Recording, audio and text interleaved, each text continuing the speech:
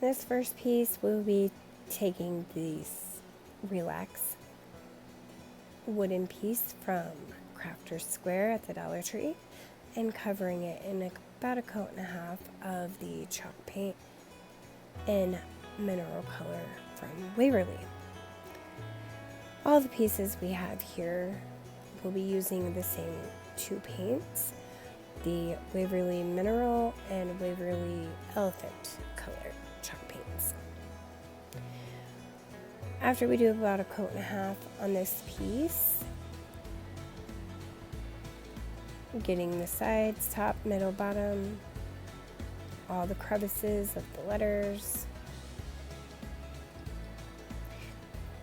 we're gonna dry it and then distress it using the elephant color. We'll make sure we get the piece dry with our heat tool, or you can just let it dry. Chalk paint dries pretty quickly. We will get our chippy brush out and our elephant color chalk paint and start distressing our piece. You can distress it, not distress it, as much or as little distressing as you want. It is your own personal preference. I get my chippy brush out from Walmart. I like to use these because they are cheap and they get the job done. Take most of the paint off of my brush and then I just start distressing my piece.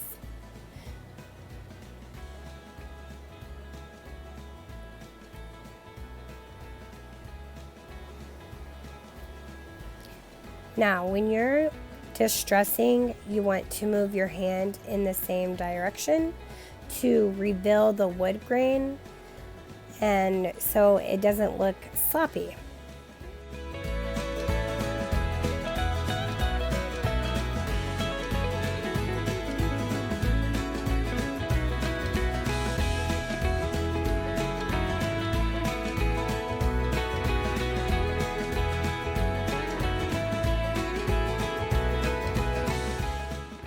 Once we are done with our distressing, this is what the piece looks like. It turns out great in my opinion, but it's my personal preference. You don't have to distress if you don't like. Some people don't like it. I like it. Our next project, I will be making a beaded garland. Now, these beads can be tricky to paint. Some people spray paint, which is easy. I didn't have spray paint in this color, so I put them on a skewer stick from Dollartree and painted them that way. It seems to work out for me. Now, I've done about a coat of the mineral color chalk paint by Waverly and let that dry, and then distressed with the elephant color.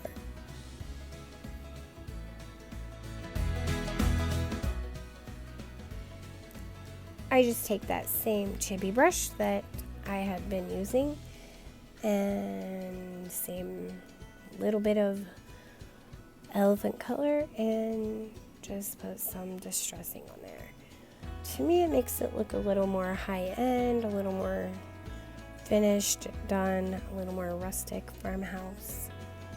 That's what I'm going for. I just distress each skewer stick, getting in between the beads too. You don't want just the sides, you want to get in between there as well.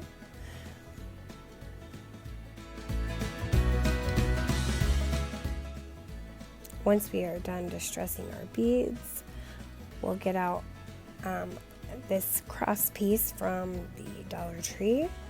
Crafter's Square has a few different options. I chose the cross and I'm going to coat it in a layer of the Surprise Mineral by Waverly. I just coat it in about 2 coats of chalk paint. Front, middle, or front, sides, top, bottom, because you will be able to see all of it. So I just make sure I get it all.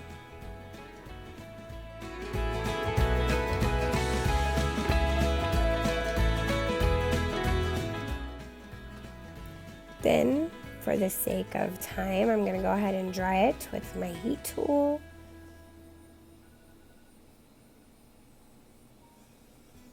So I can go ahead and distress it.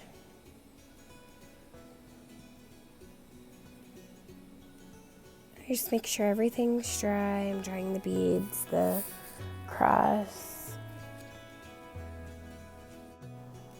Once we are done, we'll take the chippy brush and distress the cross. So everything matches in uniform and it looks like a set, or like you could buy it together. Now, distressing just helps the pieces look finished and high-end. You want to distress everything, both sides, and on the sides of the cross as well. I will then take my white painter's pen from Dollartree. They're great quality, and I will carefully write home, H-O-M-E, down the side. Oh my goodness, you guys, I know you know how to spell home. This is my first ever video and first time ever doing a voiceover, and I'm struggling. Like, all these creators, I love the idea of doing this, but I'm having a really hard time listening to myself and explaining, but I'm trying. Hang in there, stick with me, I will get better. I just write home down the side, freehand. You don't have to. You can do this with a pencil first, maybe, or even print something out. But mine, I wanted to look homemade. After I was done writing home, I went ahead and distressed over the home as well in that elephant color Waverly chalk paint. There's what it looks like. So you will have one side that says home and the other side that does not. I then get out my jute cord from the Dollar Tree and remove my beads from the skewer sticks, and take a piece of painter's tape, put it on the end so it's easier to thread the beads through. While you're threading them, kind of do a twisting motion and they go on a lot better. Get all the beads threaded on down to the tassel. Now, I did not have a clip of me making the tassel. I lost that footage, but you can do it with the tassel or without. Once you get all of the beads on there, then you will take your cross and put on there. Here's our cross. You tie a knot, cut off the excess jute, and here you go. There's what it looks like. Looks great. Matches our other pieces perfectly. In our next piece, we will be using this wooden round I got from Walmart and some antique Waverly wax. Put the wax on there or don't, whatever look you like. I wanted to try out the wax with the wooden round, and I like it, how it turned out. So I put the wax on, pretty dark, wiped it off, didn't take much off, but we are distressing this, so I went ahead and made sure I got all of the little pieces around the edge, which didn't take the stain as well. I wanted to make sure I got the bottom as well, just in case you could see it. I then took some of my mineral and distressed it. I like quite a bit of distressing, and I like how it made it look like a grayish barnwood type. It was pretty. I like it a lot.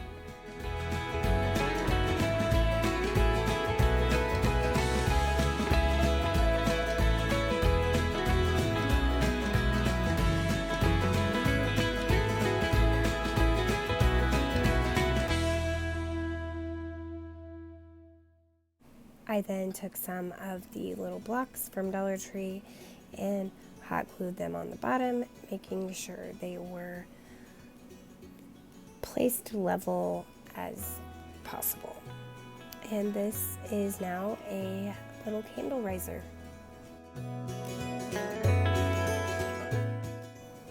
The next project, we will be taking these rub-on transfers from the Dollartree and a little dish from the Target Dollar Spot, and we will be making a little ring dish, like odds and ends for change or your rings. Now, I cut my letters out, placed them, rubbed them on with my Cricut spatula or scraper, I don't know what it's called.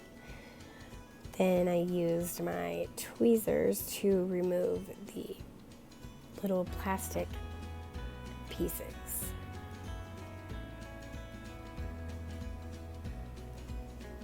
It was a little difficult at first, but then I got it.